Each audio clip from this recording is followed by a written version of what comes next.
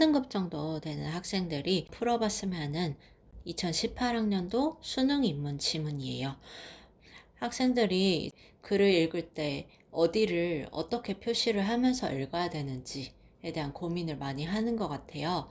같이 글 보면서 어디에 어떻게 표시를 하면서 무엇을 중요하게 봐야 되는지에 대해서 한번 살펴보겠습니다.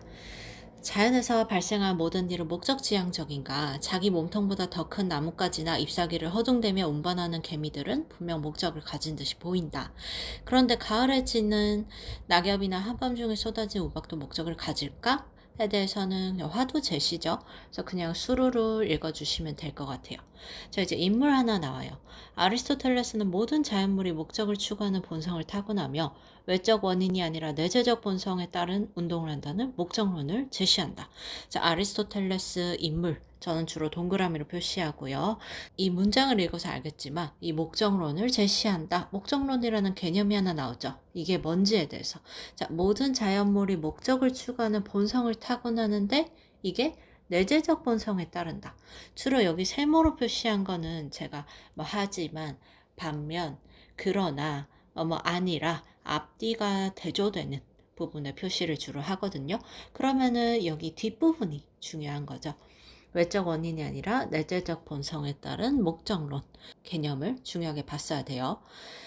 그는 자연물이 단순히 목적을 갖는데 그치는 것이 아니라 목적을 실현한 능력도 타고나. 그 목적은 방해받지 않는 한 또 반드시 실현될 거라고 하죠. 그리고 그 본성적 목적의 실현은 운동주체 항상 바람직한 결과를 가져온다. 자, 이 세 가지가 목적론의 어떤 특징이죠. 능력도 타고나고 실현이 반드시 된대요. 특이하죠? 또 항상 바람직한 결과를 가져온대요. 자, 아리스토텔레스는 이러한 자신의 견해를 자연은 헛된 일을 하지 않는다 라는 말로 요약한다. 그러면 해당 문단에서 중요한 거는 아리스토텔레스의 목적론과 이 목적론에 대한 설명이 중요한 거였죠. 근대에 접어들어 모든 사물이 생명력을 갖지 않는 일종의 기계라는 견해가 강조되면서 아리스토텔레스의 목적론은 비과학적이라는 이유로 이제 비판의 직면을 한대요. 여기에 비판한 인물이 누군지가 나오거든요. 갈릴레이는 목적론적 설명이 과학적 설명을 사용될 수 없다. 베이컨은 목적에 대한 탐구가 과학에 무익하다. 스피노자는 목적론이 자연에 대한 이해를 왜곡한다. 자, 각자의 입장이 다 있지만 결국엔 공통점으로 아리스토텔레스를 비판하고 있는 거죠. 자, 이들의 비판은 여기서 이들은 이 셋이겠죠. 자, 나중에 문제를 풀고 오답을 할때 지시어들이 무엇을 나타내는지 내가 대충 봤다면 꼭 그거는 정리를 해줘야 돼요. 그러니까 이 지시어가 정확히 뭐를 얘기하는 거였나는 꼭 공부를 해줘야 됩니다.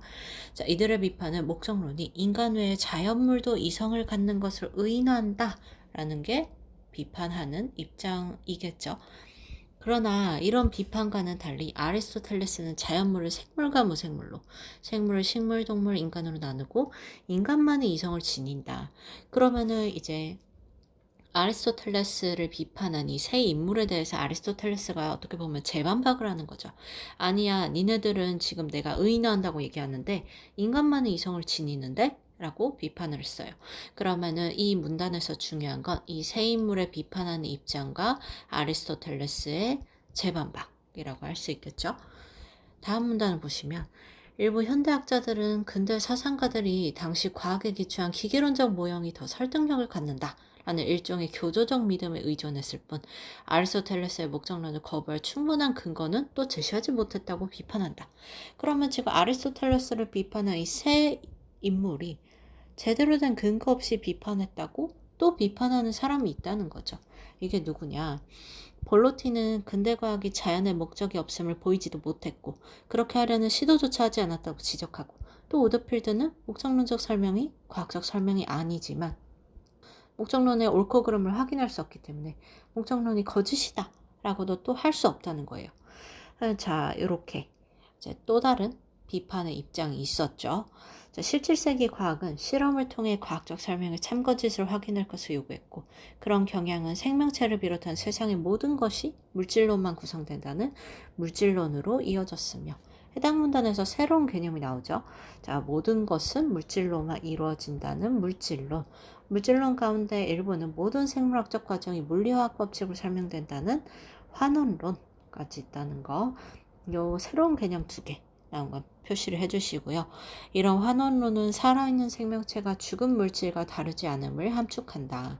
하지만 아리스토텔레스는 자연물의 물질적 구성 요소를 알면 그것의 본성을 모두 설명할 수 있다는 엠페도클레스의 견해를 반박했다.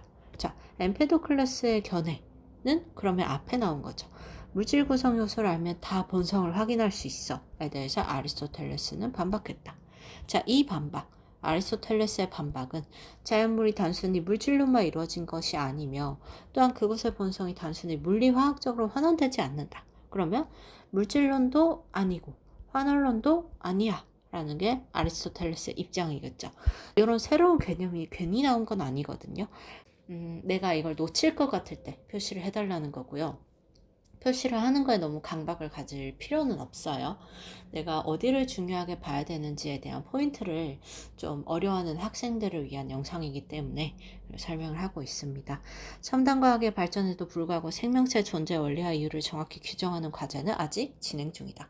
자연물의 구성 요소에 대한 아리스토텔레스의 탐구는 자연물이 존재하고 운동하는 이유와 원리를 밝히려는 거고, 그의 목적론은 지금까지 이루어지는 탐구 출발점이다. 이렇게 되겠죠.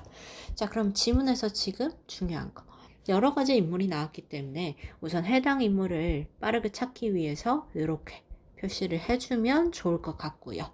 그리고 해당 새로 나오는 개념들 여기, 그리고 해당 개념에 대한 특징이 나열되어 있다면 중요 포인트들만 내가 확인할 수 있게, 그리고 여기 뭐뭐 아니라 반면 이런 것들 있죠. 그런 거는 뒷부분이 중요하기 때문에 뒤쪽을 더 잘 봐주시면 좋을 것 같아요.